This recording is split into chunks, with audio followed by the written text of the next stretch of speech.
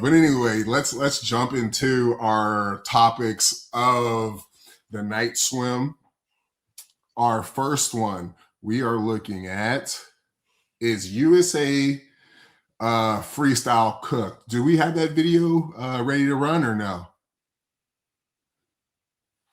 Let's give a shout out first to the creator and swim coach Jake. He's over there in Bolles, obviously one of the top 3 club teams in the country. Been that way, for a long time. Santo Condorelli, Ryan Murphy, Joe Schoolings, Caleb Dressel. I'm missing one, right? There's 5. Ryan Murphy? Did you mention Murphy? I mentioned Ryan. Santo, Ryan, Caleb, Schooling. Dressel. No, Caleb Dressel. Not Caleb Dressel. Joseph Schooling. Schooling. Isn't there a 5th person? Schooling was your 5th. No, there's somebody. So, the reason there might be 4 of them, but the reason I know that my brain's thinking 5 is because Joseph didn't swim for the the school, or he swam for the club and then swam for a different school. So the other 3, Santo, Ryan, and Dressel, swam all together at all times, and Joseph only came over at certain parts of the season, even though he was on the team, the club team. Then they all kind of came up around the same time, 4 years after Phelps's domination in 2008. Yeah. The Phelps effect. That's what Sarov would always call it. Yeah. Ariana Vanderpool Wallace also went to Bolles. Yeah. Also Sean Fraser and Brett Fraser.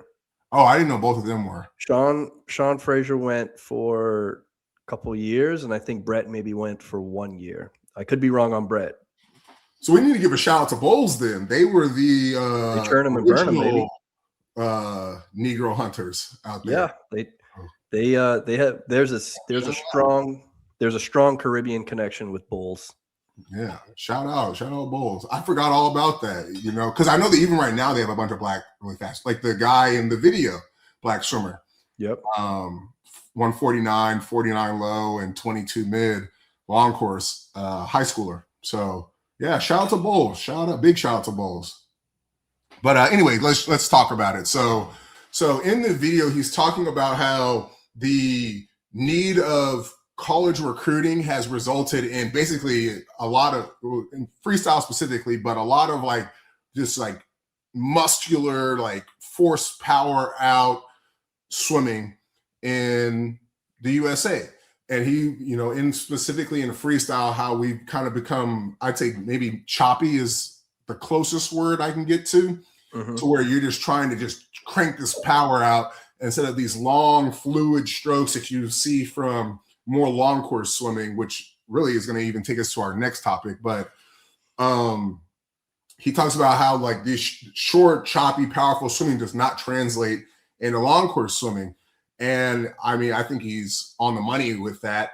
I remember at UT, all of our best swimmers had the best long course times, even though we had great short course swimmers, right? Like Cole Cragen, 46, first high schooler to go 46 and 100 back, was a butterfly long course, and he's a backstroker too, but was on the world junior team for long course. Austin Surhoff was a 149 200 IMer back then. That's going, we adjust for swimflation. That's a 146, but long course, he's a 203, right? Back then in 09. So, Hayes, Jackson Wilcox, Jimmy, all these swimmers were great long course swimmers. And then a few of them were great short course swimmers, like Jimmy, being the first, this huge wave of swimmers going 19 started with Jimmy, 19.4, 43.0 back in 2008. And after that, you start seeing national age group records in the 50 following. Vlad comes in after him,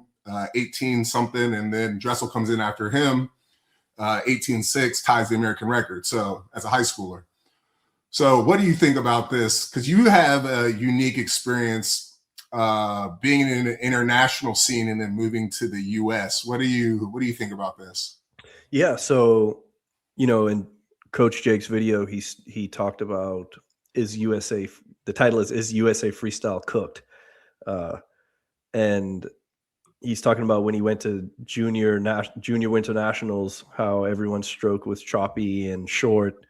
And he compares it to some of the greatest freestylers of all time. And he pointed out, David Popovici, Ian Thorpe, some of those guys. And I watched the whole video and I'm agreeing with him, but I had a different viewpoint because I said, if you notice almost all, besides Michael Phelps, all of the examples he gave were basically non-American swimmers. Well, I guess that makes sense because he's saying the USA freestyle is cooked, but all of his examples of great freestylers were non-American, European, or Caribbean swimmers. And I pointed out, these are people who grew up swimming meters and long course versus Americans who grew up swimming yards and short course. So of course there's going to be a difference in the way they grew up training and swimming and have adapted. And I even use myself as an example. I grew up in the Bahamas where we swam meters and we learned to do a longer stroke. I mean, I didn't know why, but it's just how we learned it. Right. And when I immigrated to the US, everybody else, it was a bigger focus on underwater kicking. So it was which I had very little care for or experience with, because it was more of, I always compared it was like drag racing versus like go-kart racing. So would you say that it was a bigger emphasis on, you have international, and then when you moved to the US, would you say that the difference, like you had the longer stroke stuff and you came here and the difference was underwater kicking? Or was it like, if we looked at only the swimming part, was it choppy, but then you were also introduced to this huge influence of underwater kicking on top of that? Correct. The second one. Because it was more conducive to short course yards. Right. And funny story is when I came to the US, I didn't realize the pool was yards. I thought it was short course meters. So we probably dropping time thinking you somebody. Oh yeah, we did this little, like, our swim coach did like a time trial meet in practice one day, and I just wiped the floor with everybody, and he was calling these times, and I was like, Dad, did you hear these times? I'm like, that's like a national record back home. Like, that's crazy. And he was like, no, son, it's yards. It's like, what is that? This is not the kilometer. Yeah, it's like, oh geez, that's weird. Why would they do that? So, the longer, it's definitely an easier. I don't want to say I don't want to use the term easier. For lack of a better term, it's an easier transition to go from long course and learn short course swimming than it is to go from short course and learn long course swimming, in my opinion. I'd agree with you on that. And something I think is interesting about all of this, right, is my experience as an American, right? When I started swimming, I was lucky enough that our head coach, shout out to Coach Mark Storr, he was a part of UT's first four-peat. So that was like my base level of learn to swim experience. So I remember him teaching us like a lot of stuff that I still use today. And when I started coaching, these kids have like these weird like exits, and I'm just like, hey, like try this exit, we'll do this, and then you put it together. And then, they do it and it looks so much better. I'm like, were you not taught this? Just because I got rose-colored glasses on, And they're like, no. And it was like consistent. I was like, oh, wow, he was actually giving us really good instruction. And what we learned was distance per stroke timing. Long, wade out in front, and then pull and replace stuff. Right. And this is on a summer league team where you're doing 25s. So the reason I say the American, at least the way I grew up swimming, was you were taught this long stroke, but then for the longest time, a big advantage that people would say about American swimming or our college system is the emphasis on relays. And because it's short, that you need to get up and go fast. So I think that when you combine, at least my specific and lucky enough, beginning with the distance per stroke, these long strokes and efficiency, combine that with the competition system where you're just trying to get up and go with that long stroke, I can kind of see exactly what you're talking about, because I only didn't experience this because I've had a great foundation. Mm-hmm.